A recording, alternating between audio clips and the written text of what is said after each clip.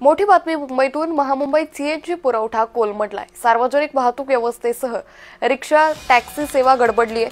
मुंबई, ठाणे आणि नवी मुंबई परिसरात सीएनजी पुरवठा बाधित झालेला आहे। रविवारपासून सीएनजी मिळत नसल्याने अनेकांचा खोळंबाच होतोय। खास करून रिक्षा आणि टॅक्सी वाहतुकीला याचा मोठा फटका बसलाय। सोमवारी सुद्धा याचा प्रभाव जाणवतोय। रस्त्यावर रिक्षा टॅक्सीसह खासगी प्रवासी वाहतूक करणाऱ्या गाड्या या कमी झाल्यात। चेंबूर येथील राष्ट्रीय केमिकल आणि फर्टिलायझर कंपनीच्या आवारातील गॅस पुरवणाऱ्या मुख्य वाहिनीत बिघाड झाल्याने ही परिस्थिती उद्भवल्याचं कळतंय।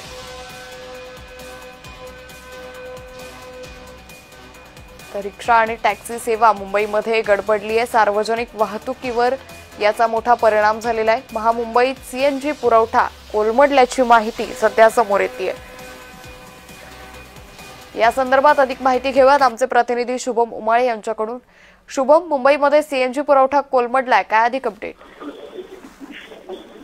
अंकिता, खरं पाहायला गेलं तर परवापासूनच सीएनजी पुरवठा जो आहे तो मुंबईमध्ये कमी झालेला आहे आणि परिणामी जो आहे याचा फटका जो आहे तो सर्व वाहन चालकांना बसतो आहे, रिक्षा चालकांना, टॅक्सी चालकांना बसतो आहे।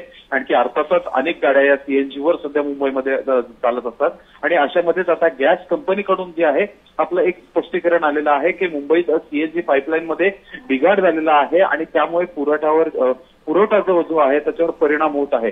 आरसीएफ कंपाऊंड मधील मुख्य गॅसची जी पाईपलाईन आहे त्याच्यामध्ये बिघाड झाला आहे असं देखील त्यांनी सांगितलेलं आहे आणि त्याच्यावर आता जे आहे काम देखील सुरू आहे पाईपलाईन दुरुस्तीचं। साधारणतः अजून 1 ते 2 दिवस अंदाजे हा अजून पूर्ण सीएनजीचा पुरवठा करण्यासाठी, योग्य पुरवठा करण्यासाठी जाऊ शकतो असा एक अंदाज देखील व्यक्त करण्यात येत आहे। अंकिता, धन्यवाद शुभम, आपण दिलेल्या सविस्तर माहितीसाठी।